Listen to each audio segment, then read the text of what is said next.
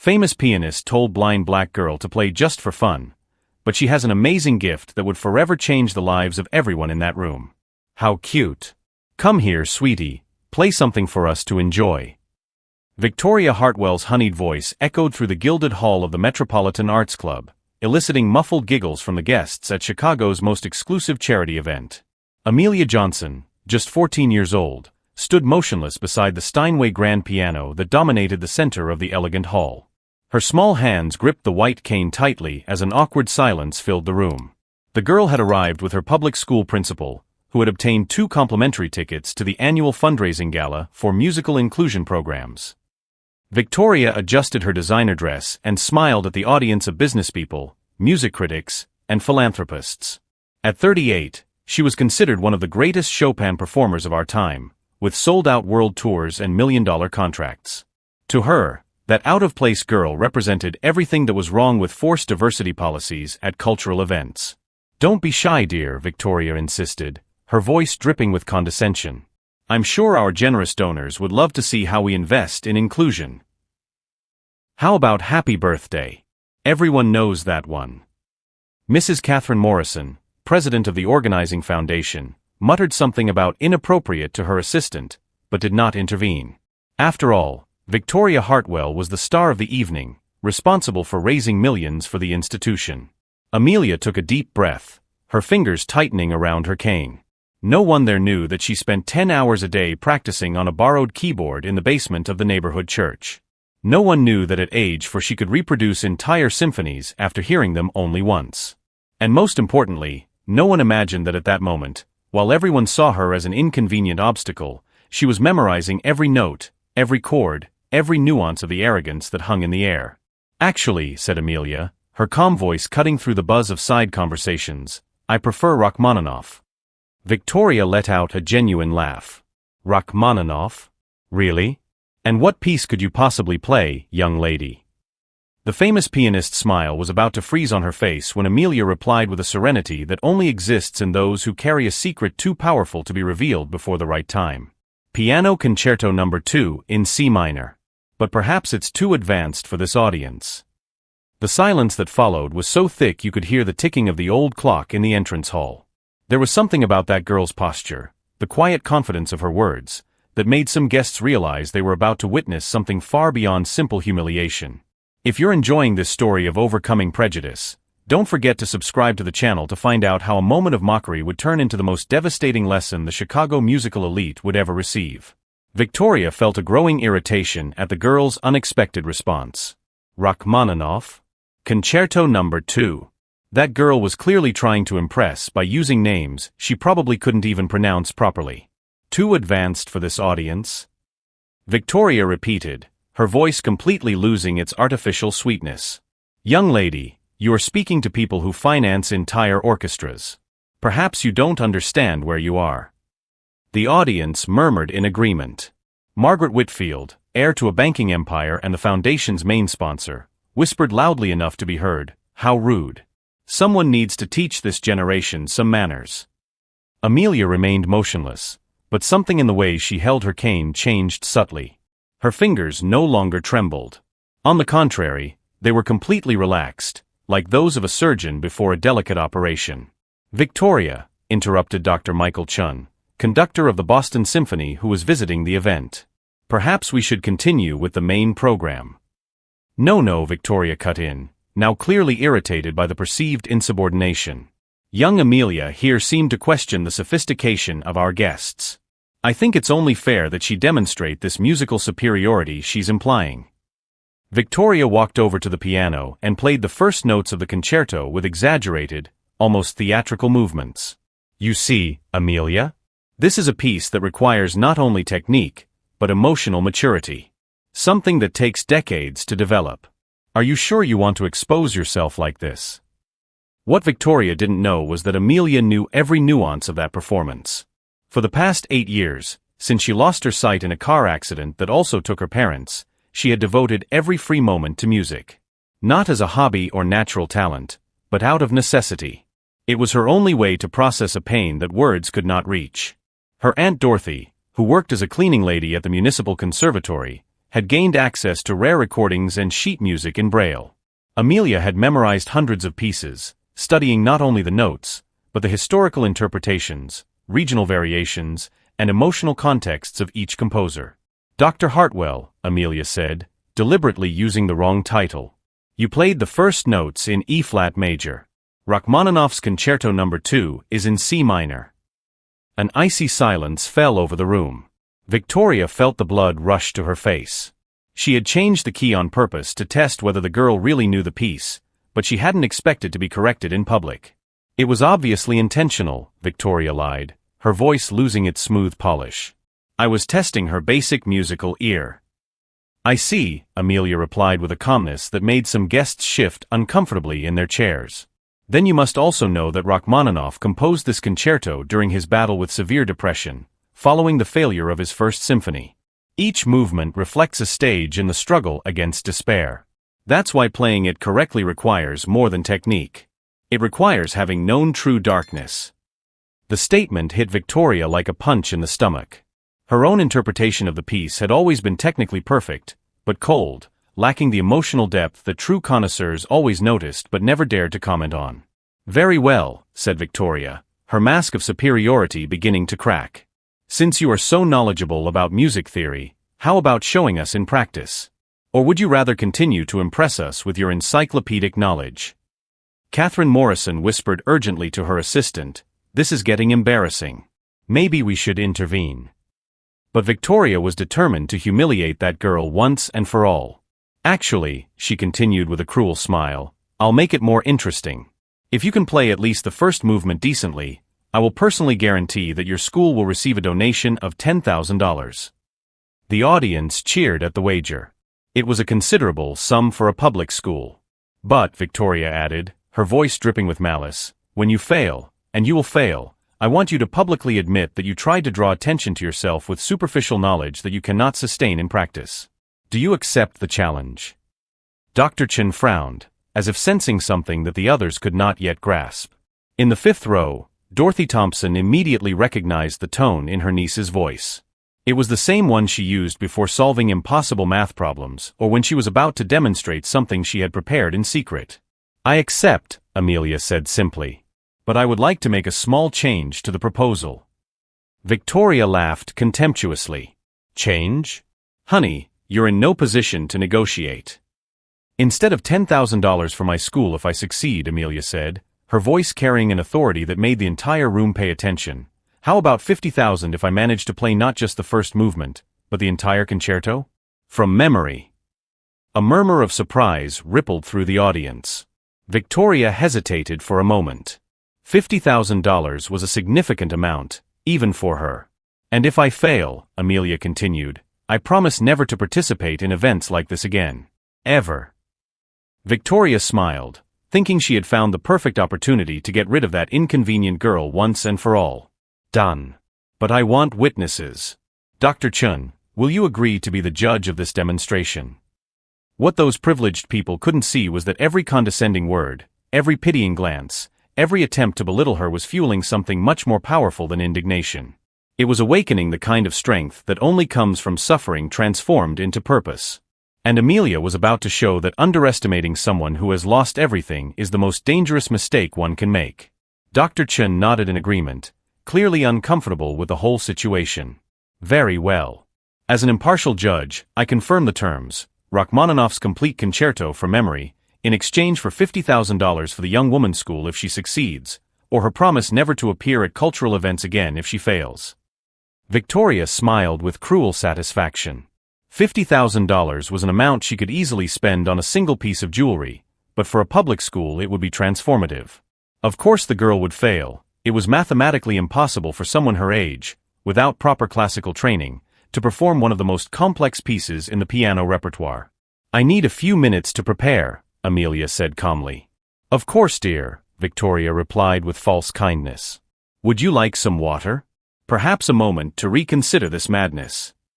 Amelia walked away toward the back of the hall, where there was a more private area. What no one noticed was Dorothy Thompson discreetly getting up from the fifth row and walking in the same direction. Aunt Dorothy, Amelia whispered when her aunt approached. My girl, Dorothy murmured, hugging her niece. "Are you sure about this? It's a lot of pressure, even for you." Dorothy knew better than anyone what Amelia was capable of. As a cleaning lady at the Municipal Conservatory for 15 years, she had witnessed hundreds of classes and masterclasses. She had heard teachers comment on musical prodigies, witnessed auditions of young talent, and never, not once, had she encountered anyone with the natural musical ability her niece possessed. "She has no idea what's about to happen," Amelia replied, her hands moving unconsciously as if she were playing the piano in the air. "Auntie, do you remember Professor Martinez?" Dorothy smiled. Of course she remembered. Professor Martinez was the legendary piano instructor at the conservatory, now retired, whom Dorothy had met during her early years of work. When she discovered Amelia's extraordinary talent, she had asked the old master for an impossible favor, to give secret lessons to a blind girl from the suburbs. "He still comes in on Tuesdays and Thursdays to use the grand piano in room 12, Dorothy said. "He said you're the most promising student he's had in his 50-year career." What the elite audience didn't know was that for the past 5 years, Amelia had received direct instruction from one of the greatest pianists the country had ever produced. Professor Martinez, winner of 3 international awards and former soloist with the National Philharmonic, had been so impressed with Amelia's raw talent that he had broken his own rule of retirement. "That woman thinks she's humiliating an amateur girl," Amelia continued, her voice carrying a quiet confidence. "In fact, she's challenging someone who has spent the last 5 years preparing specifically for this moment." Professor Martinez had been much more than an instructor to Amelia. He had been a mentor, a confidant, and most importantly, someone who believed in her potential when the whole world saw her as just a girl with a disability. Under his tutelage, she had not only mastered classical techniques, she had transcended them. "Remember the recording you brought of Vladimir Ashkenazy's recital, playing this same concerto?" Amelia asked. Dorothy nodded. 3 years ago, she had obtained a rare recording of one of the most celebrated performances of Rachmaninoff's Concerto No. 2. Amelia had listened to it obsessively, analyzing every nuance, every interpretive choice, every musical breath. "I studied that performance for months. But Professor Martinez taught me something that even Ashkenazy didn't know at the time. Rachmaninoff left personal notes in the margins of his original scores, indications of dynamics and expression that were never officially published."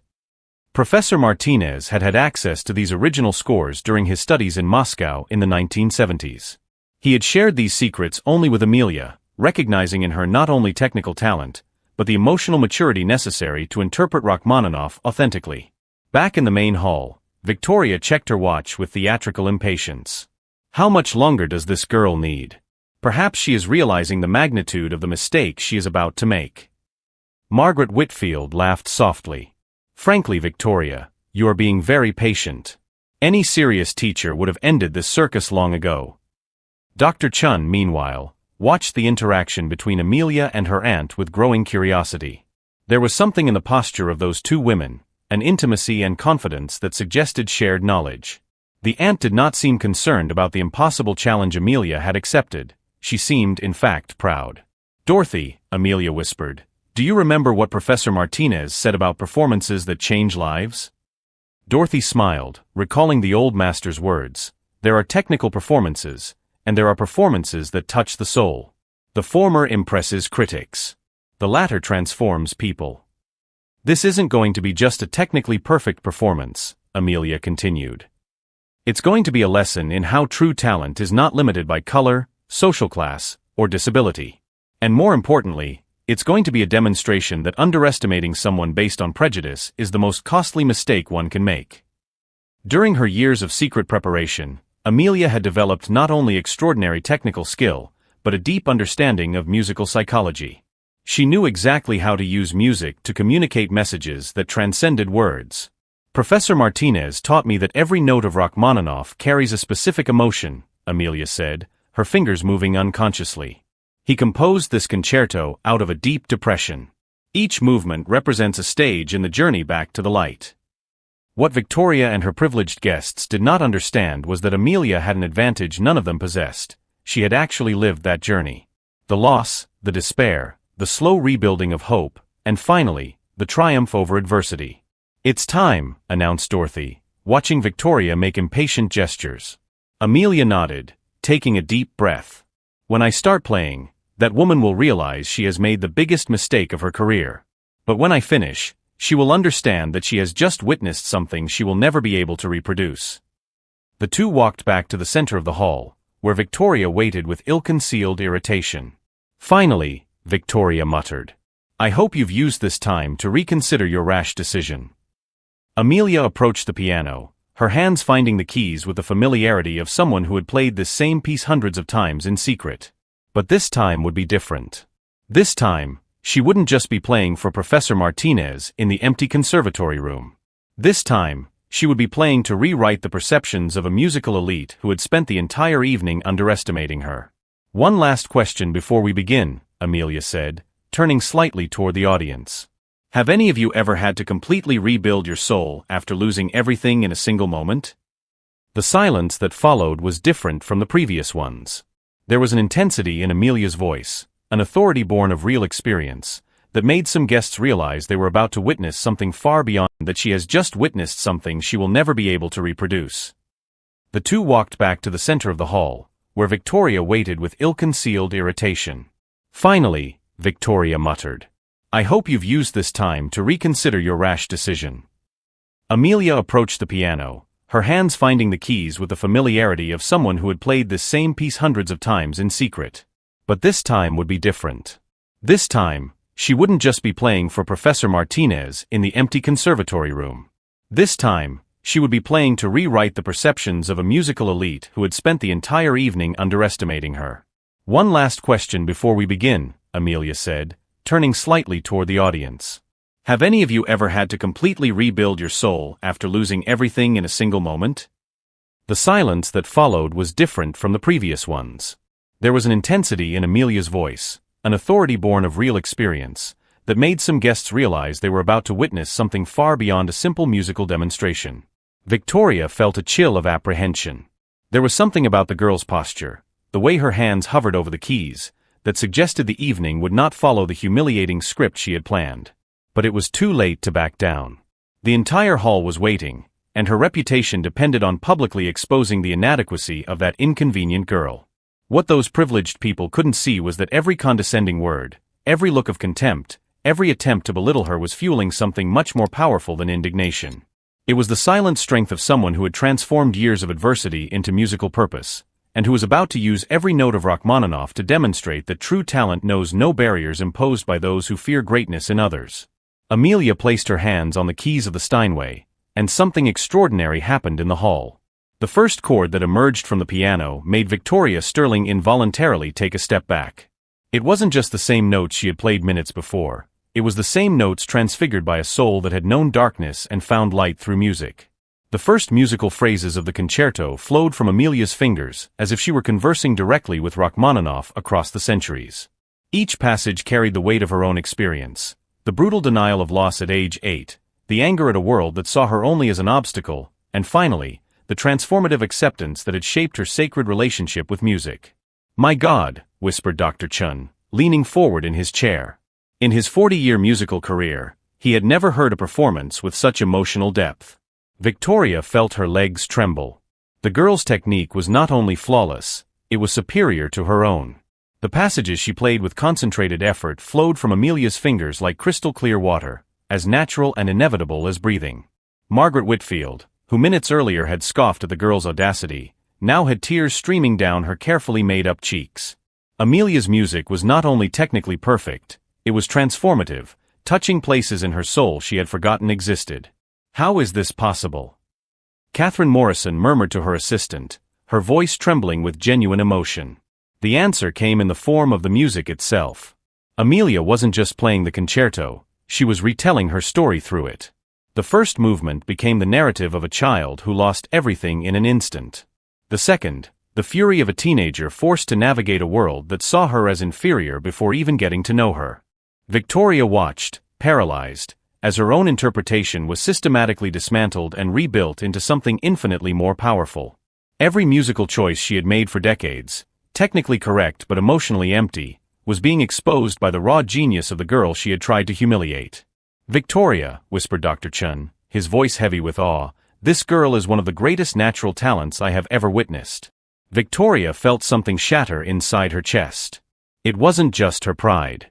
It was the entire structure of superiority she had built throughout her life. That blind black girl from the suburbs wasn't just better than her, she was better than any pianist Victoria had ever known. When Amelia reached the third movement, something extraordinary happened in the hall. The movement, which represents acceptance and transcendence in Rachmaninoff's philosophy, took on an almost spiritual dimension. Amelia was no longer playing for the audience. She was playing through them, connecting every person in the hall to the universal experience of loss and rebirth. The entire hall was now completely silent, except for the transcendent music flowing from the piano. People who had come there to flaunt their social status were now confronted with something genuine and too powerful to be ignored or diminished. She memorized our entire conversation, Victoria murmured to herself, the realization striking her like lightning. Every condescending tone, every word of contempt. She knew exactly what she was doing. In the fifth row, Dorothy Thompson smiled through her tears. She had watched Amelia practice until her hands bled, study Braille sheet music until the wee hours of the morning, memorize interpretations of long-dead masters. Now, finally, the world was witnessing what she had always known existed. When Amelia reached the most complex cadence of the second movement, a passage that often broke experienced pianists, her fingers danced across the keys with an ease that made Dr. Chen lean forward in disbelief. This was not just amateur skill developed in secret. It was musical genius forged in adversity.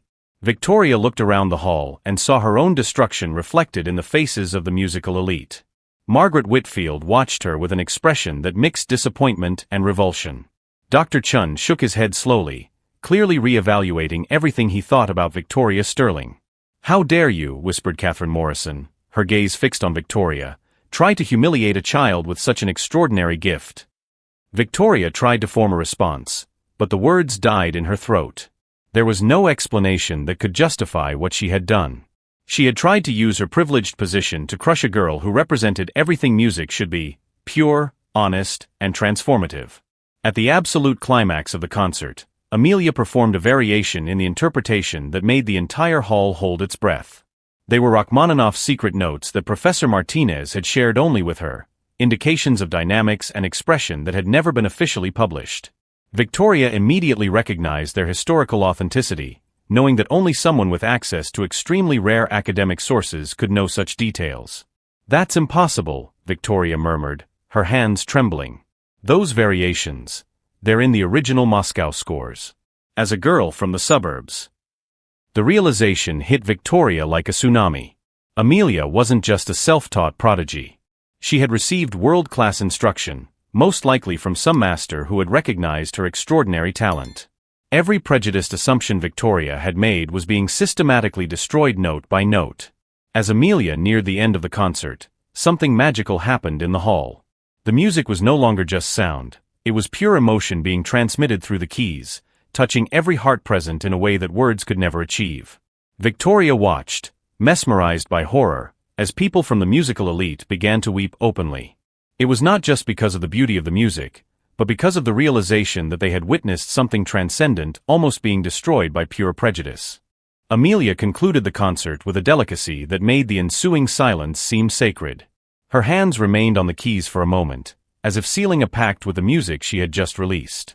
When she finally stood up and turned to face the audience, there was no arrogant triumph on her face, only the quiet dignity of someone who had shared her soul and knew she had honored both Rachmaninoff and her own journey. The ovation that followed was unlike anything that Hall had ever witnessed. It wasn't just applause, it was simultaneous recognition, apology, and celebration. People rose as if they were in the presence of something divine. Victoria stood motionless, watching her reputation being rewritten in real time. Every person in the hall now knew that she had tried to crush a musical genius out of pure prejudice.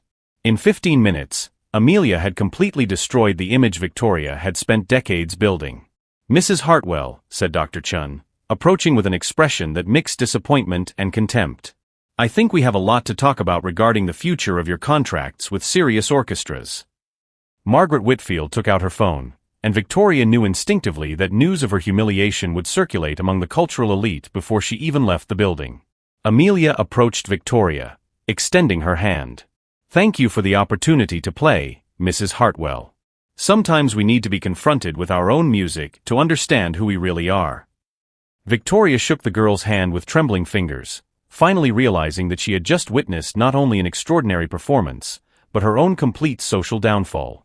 As Amelia received compliments from the entire elite in attendance, Victoria Sterling, the woman who had tried to use privilege to crush talent, discovered that music, like justice, has its own ways of balancing the scales of life. In the center of that hall where discrimination disguised as tradition had once reigned, a new reality was now taking shape, proving that true excellence knows no color, social class, or limitations imposed by those who fear greatness in others. 6 months after that historic night at the Metropolitan Arts Club, Amelia Johnson walked the halls of the prestigious Juilliard Academy as a full scholarship student. At 15, she had become the youngest student in history to receive full funding from the institution. Dr. Chun, who had witnessed her devastating performance, had personally ensured that she received the best educational opportunities available. "Talent like this comes along once in a generation," he repeated to anyone who questioned investing so much in a girl from the suburbs. Margaret Whitfield, who had once mocked her, now personally funded her studies and established a foundation to identify other neglected musical talents in underserved communities. "That girl taught me that privilege without purpose is just waste," she confessed in an interview with the Chicago Tribune. While Amelia flourished, Victoria Hartwell faced a very different reality. Her contracts with major orchestras were cancelled one by one. The video of Amelia's performance and the cruel attempt at humiliation that preceded it had gone viral, accumulating millions of views and devastating comments about prejudice disguised as cultural elitism. Victoria had attempted a European tour, but even there, the story had caught up with her. Music critics wrote reviews that questioned not only her technique, but her humanity. "Hartwell plays the right notes, but her music lacks the soul we witnessed in that young prodigy," wrote the influential Guardian critic. Catherine Morrison was forced to resign after the public exposure of how she had allowed charity events to become stages for discrimination. The board of directors made it clear that associating the institution's image with prejudice was unacceptable. 2 years later, Amelia would release her first album, which would become the best-selling classical music album of the decade. Victoria continued to give private lessons at a community school, her international career permanently destroyed by her own arrogance. The difference between them was not just professional success, but how each had chosen to use her talent. Amelia used her music to uplift others, establishing educational programs in underserved communities. Victoria had used hers to elevate herself above others, until she discovered that heights built on prejudice always come crashing down. As Amelia always told young students who face discrimination, the best revenge is not to destroy those who hurt you, but to build something greater than they could ever imagine. Have you ever witnessed talent being wasted because of prejudice? How did you react when you saw injustice being disguised as tradition? Leave your experiences in the comments and subscribe to the channel for more stories that prove that true merit always trumps empty privilege.